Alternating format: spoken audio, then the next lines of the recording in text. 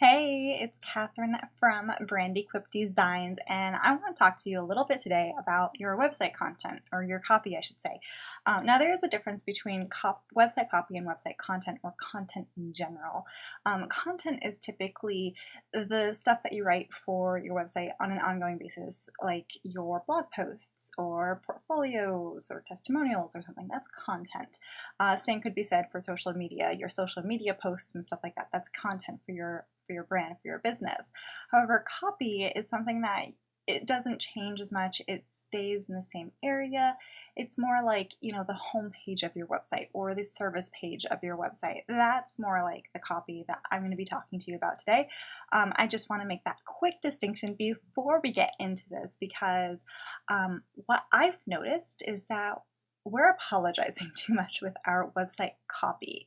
It's almost as if we're sorry or apologetic for trying to ask for money for our own services, and that doesn't end up well.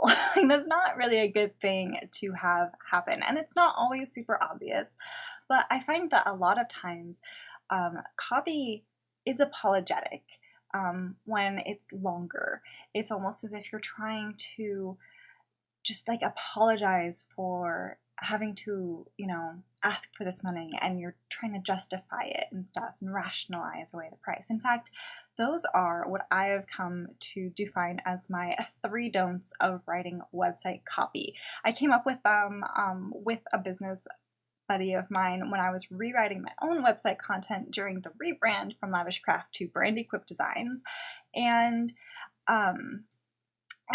I was looking at my copy and I was like, you know what, it's still not got enough punch to it. And now this is one of the reasons why I always will recommend actually hiring someone else to write your copy for you. I think you're too close to it, but really, it's hard to own your power and to show that and write it in your content, in your website copy and stuff, and to keep it short and simple and to the point and clear. Whereas if someone from the outside of your business is writing it for you, they don't have that whole tendency to use industry speak or over explaining your services on your website before anyone's actually committed to being even interested. So it's really just a matter of figuring out how to drip the content and the information that you need to through your website copy while still saying what you need to. And a lot of times people are finding clever little ways to apologize for asking for money for their service, or apologize for offering the service in a way like, I'm sorry you need this help, but I can help you. And here's why. And so the 3 do's and don'ts of writing your own website content that I've come up with are: don't apologize, don't rationalize, and don't justify. Those are all 3 things that get back to being apologetic with your copy in some way, shape, or form. Now, the 3 do's of writing your own website content, that is to keep it short and simple, to put it into context, and to explain the options. So let me go into those do's a little bit more because they're important. When you do keep it short and simple, you don't try and sell a million things.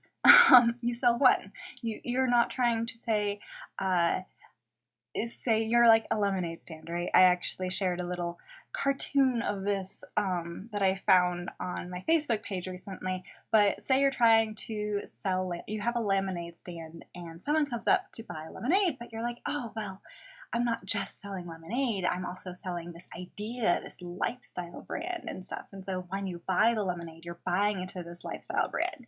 It's like, I just want a freaking glass of lemonade. Give me the freaking glass of lemonade.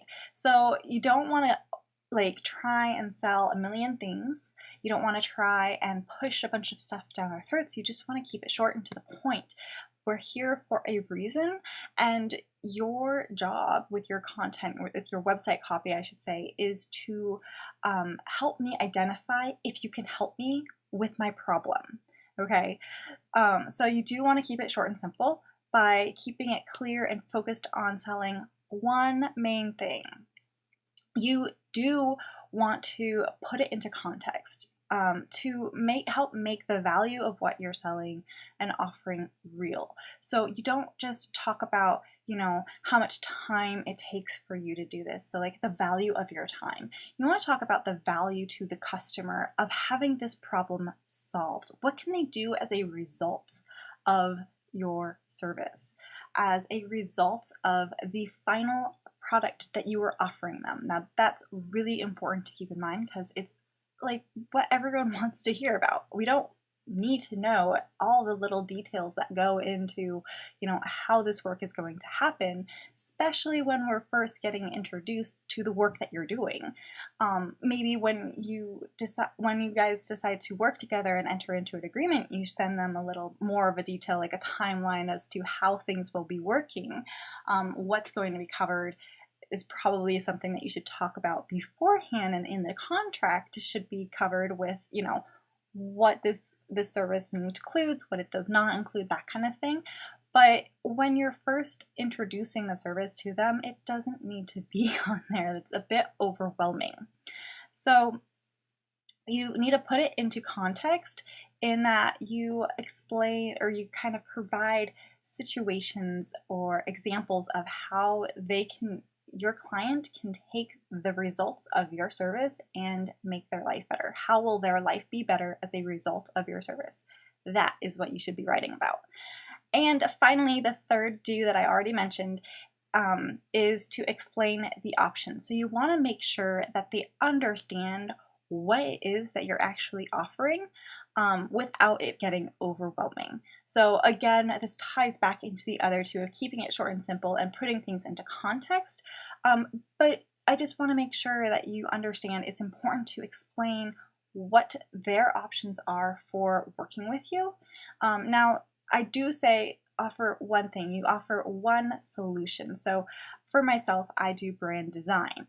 I offer branding solutions. There's a lot that goes into branding, but I don't offer, copywriting and all that stuff. Sure, I do it. It's a part of my service, but I'm not selling copywriting. I'm selling a brand and a website for it to live on. So that's it's about a little bit about positioning, how you want to be talking about your services so you can be focusing on one thing to sell.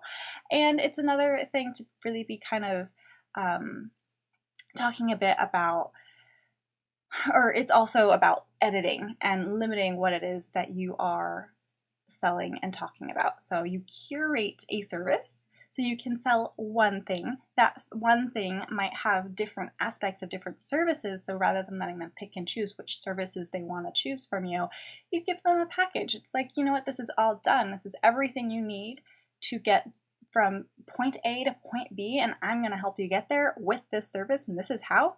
And that's all you really need to be talking about, at least on your website. You'll be wanting to get into a bit more of it with your sales conversations and stuff like that. And before any contracts are signed, make sure that they really understand what it's going to take. But at the same time, like I said, your website isn't the end point of the service. Typically, a lot of times, especially for the bigger services, it's going to be the gateway to starting the conversation. So your website is starting a conversation. It's not telling the whole detail, like everything about everything you do. It's about keeping it short and simple, keeping it to the point, and making sure it's, relatable and in context. So I hope that that's been helpful. I think it's really important, and I personally have really loved defining these 3 do's and don'ts. I put them on the top of my pages whenever I'm going back to re-edit website copy because I'm a tinkerer and I like to fuss with things until it's perfect. Although perfection is unattainable, so there's a catch-22 right there.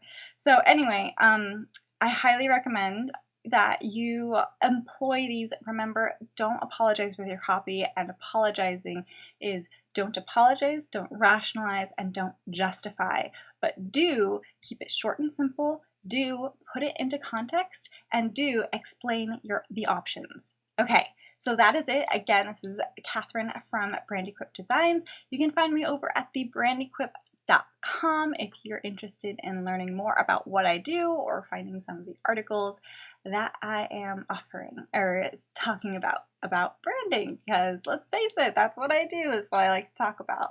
So I'll see you later, and bye for now.